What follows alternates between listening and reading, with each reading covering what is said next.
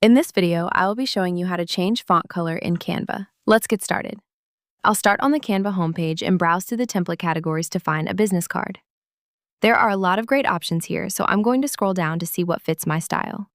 This illustrative writer template looks like a great starting point. I'll click on it to open the preview, and then I'll select Customize this template to bring it into my workspace. Once the editor finishes loading, I can begin customizing the text. I'll click on the first text box containing the name to select it. Then I'll move up to the toolbar and click the text color icon, which is represented by the letter A. In the color panel that opens on the left, I have access to document colors and various palettes.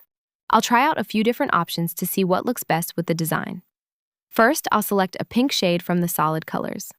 That looks nice, but I think I'll try a warmer tone from the document palette to match the illustration better.